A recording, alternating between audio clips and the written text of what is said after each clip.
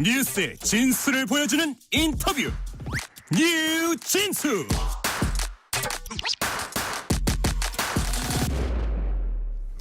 동북아시아에서 우크라이나, 중동까지 국제 정세가 요동치고 있습니다. 뉴스레터 K는 오늘 특별한 분과 함께 외교 안보 현안에 대한 안목을 키워보는 시간 마련했습니다.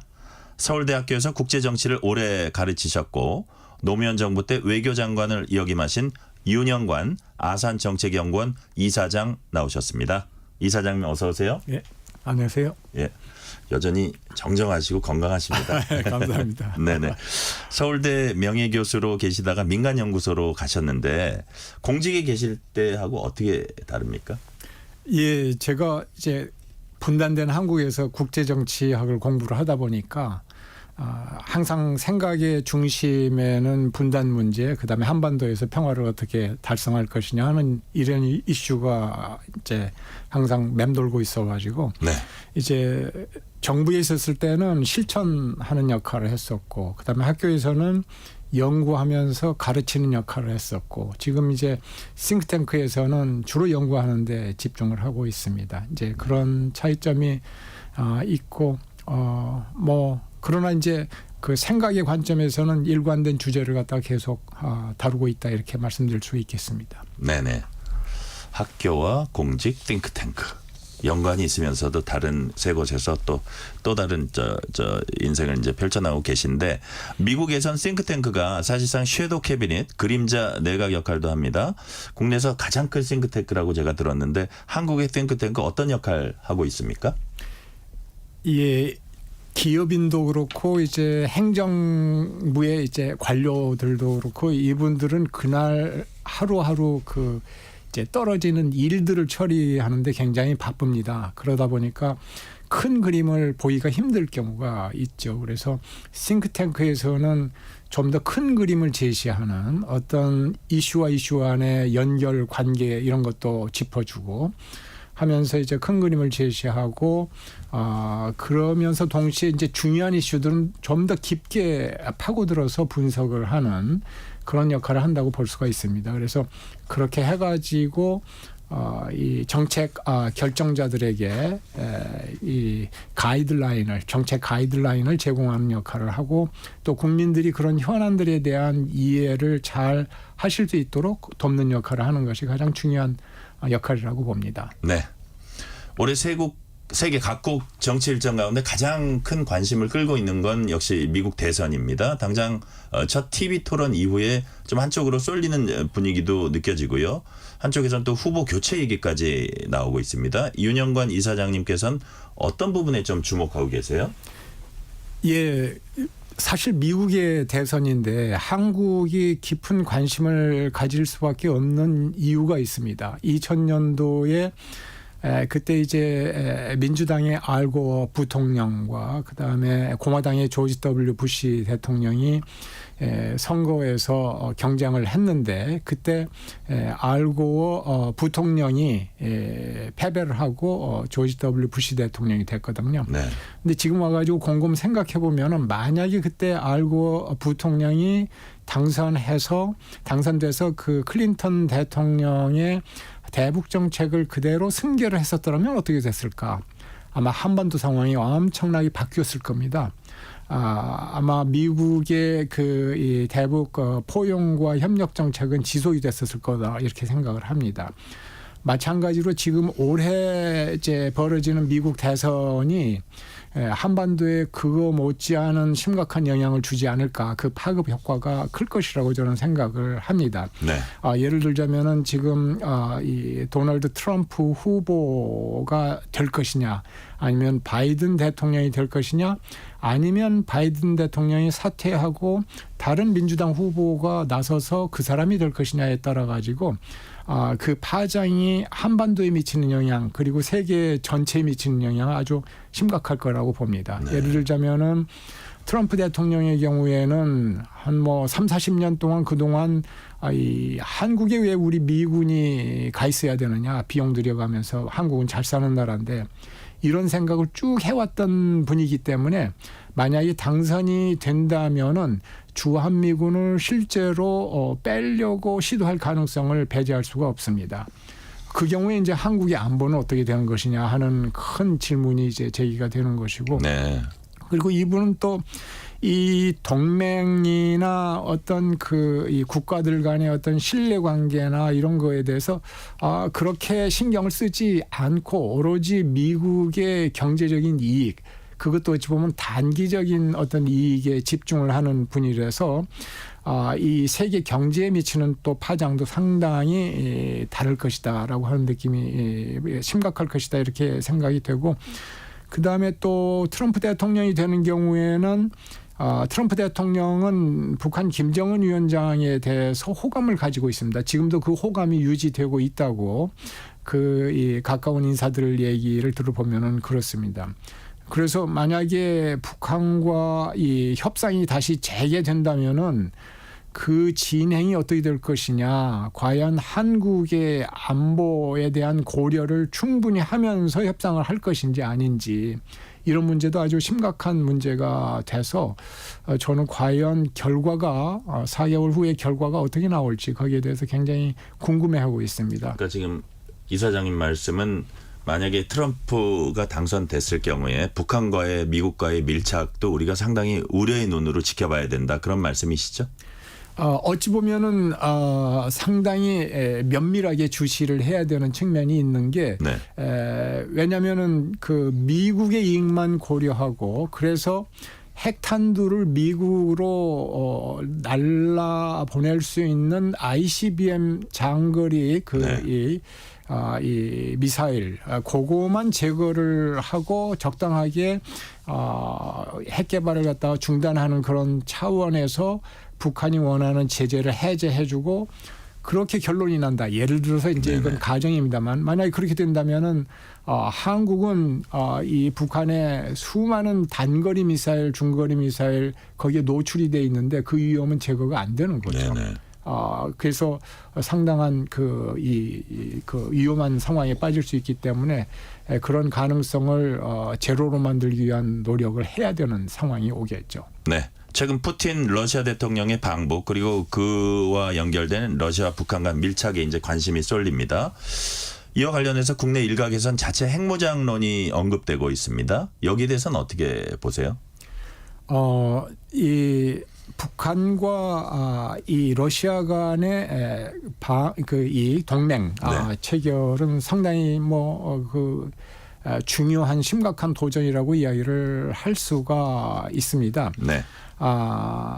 그래서 이제 어떻게 여기에 대처하느냐가 중요한데, 저는 기본적으로 중국이 막강한 그 영향력을 지금도 그리고 앞으로도 계속 러시아와 북한을 향해서 행사할 수 있을 것입니다. 왜냐하면은 이 중국의 경제는 러시아 경제의 한 9배, 10배 정도가 되고요. 네. 북한에 아마 거의 1000배 수준 될 겁니다. 경제 규모가. 그렇기 때문에 압도적으로 그 우월한 경제력을 중국이 갖고 있기 때문에 이 중국을 이제 잘 설득을 해서 외교적인 노력을 통해 가지고 북한이나 러시아가 어떤 한반도의 평화를 깨는 그런 도발적인 행동을 못하도록, 예를 들어서 첨단 군사 기술을 북한에 제공하지 못하도록 러시아를 설득하거나 압박을 하거나 하도록 우리가 또 이제 노력을 해야 된다라고 하는 것이죠. 핵무장과 관련해서는 저는 그렇게 생각을 합니다. 만약에 러시아가 북한에 아주 첨단 군사 기술을 제공을 한 것이 확인이 되고, 그리고 올해 대선에서 트럼프 대통령이 당선이 돼서 한반도에 대한 안보 공약을 상당히 약화시키는 상황으로 되어간다. 그러면은 그때는 고려를 해야 될 옵션이라고 생각을 합니다. 네. 그러나 그러한 경우에도 우리가 또 치러야 될 여러 가지 부담이 있습니다. 예를 들자면 국제사회의 제재 문제라든지, 예를 들어서 이 우리 이 한국 경제에 대한 이 제재라든지 그 원자력 발전소의 원료를 갖다가 제공하지 못하도록 이렇게 제재를 한다든지 하는 그런 상황이 온다면 상당히 어려운 상황이 올 수가 있기 때문에 그 네. 상황에서 미국이 과연 한국 편을 들어서 다른 나라들을 설득해서 제재하지 말아 주라라고 이제 이야기를 할 수 있을지 없을지 그것도 상당히 관심사라고 보고요. 그다음에 네. 또 하나는 중국이나 북한이 어떻게 반응하고 나올지 그것도 상당히 중요한 고려 사항이 될 것입니다. 예. 미중 양측의 이해가 이제 노골적으로 충돌하는 곳을 하나 꼽으라면 타이완을 꼽을 수 있는데요. 예. 이거와 비교해 보면 뭐 한반도를 이제 중심에 두고 중국은 북한 편이고 미국은 대한민국 편이고 이렇게 단순화시키기보다는 어떤 경제 관계, 한중 경제 관계랄까 이런 것까지 다 감안을 해보면 좀 한반도는 좀 더 복잡한 구도로 이제 읽을 수도 있을 것 같아요. 그래서 한반도 주변 구도를 어떻게 읽어야 되는지 한번 총평을 해 주십시오. 지금 상황을. 한반도 주변 구도를 결정적으로 뭐라고 할까 영향을 미치는 변수는 미국과 중국 간의 대결 구도입니다. 네네. 미중 간의 대결 구도가 굉장히 심각한 상황으로 이미 전개가 되고 있는데 그거는 이제 미국 트럼프 행정부 이후에 미국이 그동안에 중국을 포용을 해왔던 전략을 아예 포기를 했습니다. 네. 처음에는 중국을 포용을 하면은 중국이 아무리 공산당 정치 체제지만 민주화되고 자유화되고 그러면서 미국과 손잡고 국제적인 여러 문제들을 함께 협력하면서 해결해 나갈 것이다라고 하는 기대로 네. 닉슨 대통령과 이제 키신저 국무장관 주도로 포용을 했는데 몇십 년 지나면서 보니까 전혀 그 기대와 반대 방향으로 가더라고 하는 것이죠. 시진핑 정부가 들어서면서 더욱더 권위주의적인 독재 정치의 방향으로 달려갔고 네. 미국과 국제무대에서 협력하기보다는 오히려 미국에 대항해서 자국의 세력권을 갖다 형성하려고 노력을 하고 하는 그런 상황이 와 있기 때문에 미국과 중국 간의 대결 구도가 트럼프 이후에 심각해졌고 네. 완전히 포용 정책을 버렸다라고 하는 그런 상황에 와 있고요. 그런 상황에서 한국은 어떻게 해야 될 것이냐라고 하는 것이 중요한 문제라고 봐야 되겠죠. 네네. 한국은 기본적으로 민주주의 국가이고 이 민주주의라고 하는 것이 사실은 국민들의 입장에서는 숨쉬는 산소나 마찬가지로 중요한 거라고 저는 생각을 합니다. 또 하나 중요한 변수는 남북 간의 화해 협력이 진행이 돼가지고 잘 지내는 상황이라면 모르겠는데 정반대로 2019년 이후에 북한의 그 대남 그 적대 정책이라든지 대미 적대 정책이라든지 아주 그냥 이 최고도로 악화되고 있는 그런 상황이기 때문에 네. 그런 상황에서는 한국의 입장에서는 동맹을 강화할 수밖에 없는 것이고 또 일본과의 어떤 협력을 통해서 안보나 경제나 기술 협력 차원에서 우리 국익을 추구하는 것 그것이 이제 바른 방향이라고 보는데 네. 그러한 전략 기조를 끌고 가면서도 중국을 어떤 식으로든 간에 어떤 잘 소통하고 또 외교적으로 뭐라고 할까 이 협력을 해 나가면서 한반도의 안정을 추구를 하고 이 경제적으로 같이 번영해 나가는 그런 방향으로 나가는 것이 바람직하다 저는 그렇게 생각을 합니다. 지금 말씀하신 거하고 연관이 될 수도 있는 질문인데 윤석열 대통령은 힘을 바탕으로 한 평화에 무게를 실는 행보 보이고 있습니다. 어떻게 평가하세요? 아까 말씀드린 것처럼 이 미중 대결 구도가 심각하고 뭐 미국과 중국이 전쟁을 이 전쟁이 벌어질 수도 있다라고 하는 그런 상황까지 가고 있는 상황에서 네. 북한의 위협이 최고도로 고조되고 있는 그런 상황. 그래서 뭐 이 단거리 핵을 탑재한 단거리 미사일로 한국 전역을 갖다가 이 강탈할 수 있는 그런 상황에 와 있는 그런 점들을 고려를 한다면은 한미 동맹이나 한미일 협력을 통해서 이 억제력을 강화하고 북한의 도발을 막는 것은 저는 중요한 전략적인 선택이라고 봅니다. 네. 다만 한 가지 이제 우리가 염두에 둬야 될 것은 억제와 억제, 힘과 힘이 부딪히게 되는 경우엔 자칫 잘못하면은 이 불상사가 일어날 수가 있습니다. 전혀 양쪽에서 뜻하지 않는 우발적인 사고가 확대될 수 있는 그런 가능성이 있기 때문에 이 중국과의 외교, 그 다음에 북한과의 소통 노력, 채널을 만드는 작업, 네. 그거에 대한 노력은 계속해서 해나가야 된다. 저는 그렇게 생각을 합니다. 네. 윤영관 이사장님께서는 2015년에 발간하신 책 외교의 시대 서두에서 국제정치학은 연구자가 살고 있는 시간과 공간에 따라서 문제의식이나 논의 내용도 달라질 수밖에 없다. 특히 외교라는 실천적 과제를 생각할 땐 더욱 그렇다라고 하셨는데 지금 현재요. 2024년 외교의 장에서 어떤 문제의식이 가장 중요하다고 보십니까? 전략적인 사고를 우리가 해야 된다. 네. 그리고 그거를 실천할 수 있어야 된다라고 생각을 합니다. 근데 이 전략적인 사고를 하려고 한다면은 주인 의식이 있어야 되는 것이죠. 예를 들어서 한반도를 둘러싸고 어떤 큰 현안이 터졌다. 네. 근데 그 현안을 어떻게 처리하는 것이 미국이 아닌 중국이 아닌 북한이 아닌 한국의 어떤 국익을 최대한 극대화할 것이냐라고 하는 것을 고민을 해야 되고 그 고민을 실천할 수 있는 그런 능력이 있어야 됩니다. 그래서 그런 전략적인 사고와 실천이 중요한 것인데 안타깝게도 제가 생각하는 한국의 지금 현재 외교안보 문제를 둘러싼 그 담론 세계는 대단히 그 반대 방향으로 가고 있다 이렇게 생각을 합니다. 네.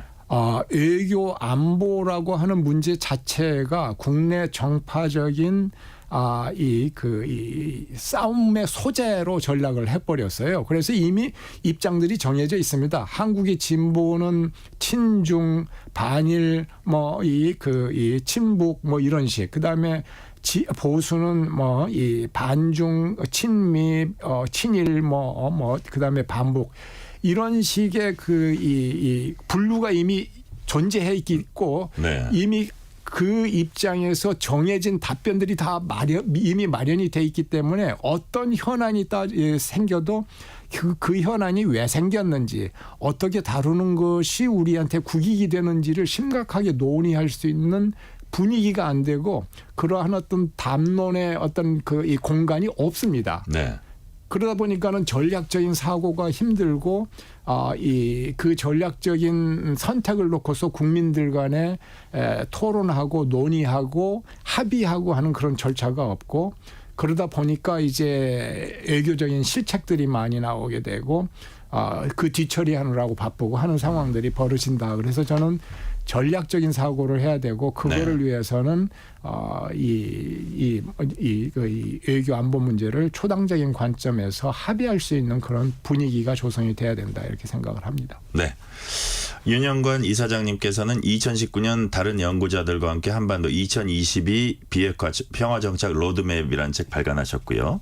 문재인 전 대통령은 최근 회고록을 보니까 2018년과 19년 상황을 놓고 정상에 오르진 않았지만 정상을 봤다면서 후대 누군가 그 길을 완성해 주길 바란다. 문재인 정부 접근법이 좀 한 발 더 나가지 못한 이유가 뭘까요? 예, 어려운 질문이신데 네. 제 개인적인 생각으로는 선한 의도가 아까 말씀드린 네네. 전략적인 사고를 압도했던 것이 문제가 아니었나 하는 생각이 듭니다. 선한 의도는 대단히 중요합니다. 그게 없으면은 이제 그 정치라고 하는 것 자체가 의미가 없어지고 외교라는 것도 마찬가지인데요. 네. 근데 문제는 선한 의도가 선한 결과를 어떻게 만들어낼 수 있는가를 네. 연구하고 고민을 해야 됩니다. 사실 그래서 전문가가 필요한 것이거든요. 경제에서도 이 시장 원리가 작동을 합니다. 그래서 이 시장 원리라고 하는 것이 어떻게 작동하는 것을 꿰뚫어 알고 있어야 원래 선한 의도의 경제 정책이 선한 결과를 초래할 수가 있습니다. 네네. 근데 외교도 마찬가지입니다. 외교의 세계에서는 선한 의도를 갖고 있다고 하더라도 네. 이 국제 정치의 세계가 권력의 세계고 권력의 논리가 작동하는 세상입니다. 그래서 이 권력의 논리, 작동 논리가 어떻게 움직이고 있는지를 꿰뚫어서 알고 있지 않으면은 의도는 선한데 결과는 우리에게 국익에 도움이 안 되고 선하지 않은 결과가 나올 수가 있다라고 하는 것이죠. 네네. 그래서 저는 그런 부분이 아쉬웠다 이렇게 저는 생각을 합니다. 지금 이제 내셔널 인터레스트 국익 얘기하셨는데 그렇다면 지금 같은 시기에 대한민국이 추구해야 할 국익 어떤 모습으로 좀 구체화될 수 있을까요? 세 가지로 이야기를 할 수가 있겠는데 첫 네. 번째는 안보입니다. 그러니까 어떻게 한반도에서 전쟁이 일어나지 않게 평화롭게 살 수 있을 것이냐라고 하는 것이죠. 근데 이제 그 목적을 달성하기 위해서 구체적으로 이제 말씀을 드리자고 한다면은 미국과 중국이 저렇게 대결을 하고 있는 구도 속에서 네. 한국은 어떤 전략적인 선택을 해야 될 것인가? 군사적으로 경제적으로 어떠한 전략적인 선택을 해야 한국의 어떤 안보나 이런 것들을 최대화할 수 있을 것인가를 고민을 해야 될 것입니다. 그리고 북한이 저렇게 아주 이제 우리는 남남이다라고 하면서 남과의 어떤 의미에서는 이제 이혼 선언을 갖다가 완전히 해버린 상황이고 이 군사 위협을 극대화하고 있는 상황인데 이 상황에서 우리가 어떻게 대처를 해야 될 것이냐라고 하는 것이 네. 중요한 이 국가 이익의 문제겠죠. 네. 이거를 대처하기 위해서 일본과 협력하는 게 플러스가 되느냐 마이너스가 되느냐 그런 차원에서 한일 관계도 저는 고민을 해야 된다고 봅니다. 두 번째로 국익의 중요한 거가 이제 이 경제적인 번영인데요. 한국이 세계 경제력 10위권에 올라올 정도로 이렇게 성장을 할 수 있었던 데에는 자유주의 국제 질서 그러니까 자유무역을 해야 되고 그 자본이나 노동이 자유롭게 국가 간에 이동을 하고 하는 그런 세상 네. 자유주의 국제 경제 질서가 이 여건이나 환경을 제공을 했는데 그게 지금 완전히 약화되고 무너지고 있습니다. 이런 상황에서 우리는 어떻게 계속해서 성장을 추진해 나갈 것인지 이거를 네. 이제 고민하는 것이 국가 이익의 문제고요. 세 번째 국가 이익의 요소는 국가의 위신입니다. 10위권 경제력에 상응하는 국제적인 리더십을 어떻게 행사를 할 것이냐. 우리만 잘 먹고 잘 사는 나라라고 지목당하지 않도록 10위권 경제력에 걸맞게 국제사회의 어떤 그 평화와 번영을 위해서 어떻게 이 돕고 거기서 그 리더십을 발휘할 것이냐. 이런 것들이 이제 국가 이익의 구체적인 고민거리다 이렇게 저는 생각을 합니다. 네. 국익을 안보, 경제적 번영 그리고 국가의 위신 측면에서 말씀해 주셨고요. 근데 시간이 한 1분 정도 남아서 제가 마지막 질문 드릴게요. 윤 이사장님께서는 오랜 시간 연구에 더해 외교 현장에서도 경험 쌓으셨습니다. 끝으로 현 정부가 추진하고 있는 대외 정책에 조언을 한 말씀 해주세요. 제가 말씀드린 것처럼 트럼프 행정부 이후의 세계 질서가 완전히 바뀌어가고 있습니다. 네. 미국과 중국이 대결하고 있고 또 하나 우크라이나 전쟁으로 규범에 기반한 국제 질서가 깨져나가고 있습니다. 그 얘기는 뭐냐면 이제 자칫 잘못하다가는 무법천지가 올 수 있다라고 하는 얘기거든요. 네. 그런 상황에서 북한은 한국에 대한 무력 위협을 계속 고조시키고 있습니다. 이런 상황에서 한미 동맹을 강화하고 한미일 협력을 추구하는 것은 저는 이 타당성 있는 합당한 전략적인 선택이라고 봅니다. 그래서 그런 면에서는 저는 이 의미를 부여하고요. 다만 그러한 과정 속에서도 중국을 어떻게 품어 안아서 한중 간의 어떤 호혜와 상호 존중에 기반해서 관계를 유지해 나가고 이 북한과의 그 소통 채널을 마련해 가지고 어떻게 불상사를 막을 것인가 하는 거를 네. 이제 그런 방향으로 노력을 하는 유연함과 기민성 이것도 동시에 갖춰 주면은 저는 좋겠다라고 하는 생각을 해봅니다. 네. 오늘 말씀은 여기까지 듣겠습니다. 지금까지 윤영관 아산정책연구원 이사장이었습니다. 이사장님 감사합니다. 감사합니다.